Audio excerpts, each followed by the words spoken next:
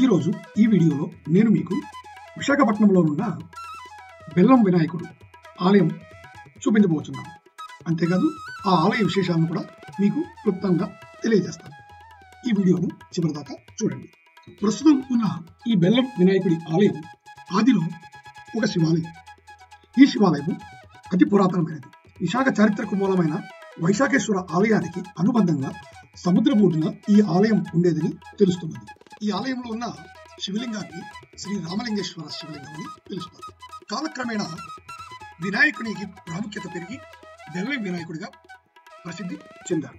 మన భారతదేశంలో ఎన్నో ప్రసిద్ధ దేవాలయాలకు నిలయం. ఎంతో మంది దేవతలు కొలువై ఉండి భక్తులకు దర్శనం ఇస్తుంటారు. అయితే మన దేశంలో ప్రసిద్ధి చెందిన దేవాలయాలలో ఒకటి విశాఖపట్నంలో ఉన్న ఈ బెల్లం వినాయకుడి దేవాలయం. అయితే ఈ దేవాలయంలోని గణపతిని స్వయాన చంద్రుడు ప్రతిష్ఠించినట్లుగా తెలియచున్నది. సాక్షాత్తు చంద్రుడు బెల్లం వినాయకుడిని ప్రతిష్ఠించాడని పురాణాలు చెబుతున్నాయి. అసలు ఈ బెల్లం వినాయకుడు ఎవరు, ఈ ఆలయం ప్రత్యేకత ఏంటి అనే విషయాన్ని ఇక్కడ తెలుసుకుందాం. విశాఖపట్నంలోని కొత్త జాలరిపేటలో ఎంతో ప్రసిద్ధి చెందిన బెల్లం వినాయకుడు ఆలయం ఉన్నది. ఈ ఆలయంలో స్వామివారు ప్రత్యేక పూజలు అందుకుంటూ భక్తులు కోరిన కోరికలను తీరుస్తూ ఆనంద గణపతిగా కొలువు తీరి ఉంది. ఈ ఆలయంలో వెలిసిన స్వామివారిని సాక్షాత్తు చంద్రుడు ప్రతిష్ఠించాలని ఇక్కడి ఆలయ పురాణం చెబుతున్నది. సాధారణంగా అన్ని గణపతి విగ్రహాలతో పోలిస్తే ఈ ఆలయంలో వెలిసిన స్వామివారి రూపం ఎంతో భిన్నంగా ఉంటుంది. ఈ ఆలయంలో వెలిసిన స్వామివారి తొండము కుడివైపుకు తిరిగి ఉంటుంది. ఇక్కడ స్వామివారికి బెల్లం సమర్పించి భక్తులు భక్తితో ఏ కోరిక కోరినా నెరవేరుతుందని పెద్ద ఎత్తున భక్తులు విశ్వసిస్తారు. ఈ ఆలయాన్ని 10-11 శతాబ్దాల మధ్య చోళులు నిర్మించారని చరిత్రకారులు చెబుతుంటారు. ఆలయం చిన్నదైన దీని నిర్మాణంలో చోళుల శిల్పకళ ఛాయలు ఇప్పటికీ కనిపిస్తాయి.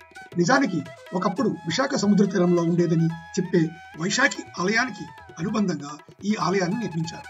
అయితే వైశాఖి ఆలయం సముద్రంలో కలిసిపోయింది. ప్రస్తుతం ఉన్న బెల్లం వినాయకుడి గుడి ఒక శివాలయం. ఇక్కడ శివుణ్ణి శ్రీ రామలింగేశ్వర స్వామిగా కొలుస్తారు. కాలక్రమేణా బెల్లం వినాయకుడి ప్రాముఖ్యత పెరిగి ఆ పేరే ఈ గుడికి మిగిలిపోయింది.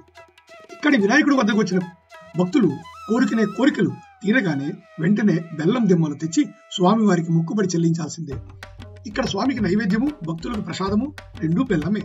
అందుకే ఈ గుడికి వెళ్లే దారిలో ఎక్కడ చూసినా బెల్లం దుకాణాలే కనిపిస్తాయి. ఆ ఆనవాయితీ ఎన్నో తరాల నుండి జరుగుతుంది. విశాఖలోని అత్యంత ప్రసిద్ధి చెందిన దేవాలయాలలో ఎంతో ప్రసిద్ధి చెందిన వినాయక దేవాలయాలు రెండు.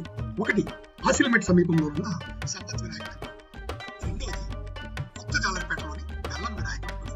ఈ రెండింటిలోనూ బెల్లం వినాయకుడు గుడి చాలా పురాతనమైనది. బెల్లం వినాయకుడికి మరొక ప్రత్యేకత కూడా మనం మాట్లాడుకున్నాం. విగ్రహం తొండం. సాధారణంగా విఘ్నేశ్వరుడి తొండం ఏ గుడిలో చూసినా ఎడమ వైపుకు వంగి ఉంటుంది. కానీ విచిత్రంగా బెల్లం గణపతి తొండం మాత్రం కుడివైపుకు ఉంటుంది. చోళుల సమయంలో ఈ గుడిలో తాంత్రిక పూజలు జరిగేవని, అందుకే ఈ విగ్రహ నిర్మాణం విచిత్రంగా ఉంటుందని ఇక్కడి పండితులు చెబుతారు. ఈ ఆలయం ప్రతిరోజు ఉదయం 6 గంటల నుండి మధ్యాహ్నం 11 గంటల వరకు, సాయంత్రం 5 గంటల నుండి రాత్రి 8 గంటల వరకు తెరిచి ఉంటుంది. ప్రతి బుధవారం భక్తులతో ఈ గుడి కిటకిటలాడుతూ ఉంటుంది. ఇక గణపతి నవరాత్రులు అయితే ఇసుక వేస్తే రాలనంత భక్తులు ఈ స్వామిని దర్శించుకుంటారు. జై గణేష్, జై గణేష్. వీలైతే ఈ ఆలయాన్ని ఒకసారి సందర్శించి బెల్లం గణపతికి మీ కోరికలు విన్నవించి అవి నెరవేర్చుకునే అనుగ్రహాన్ని పొందండి. జై గణేష్.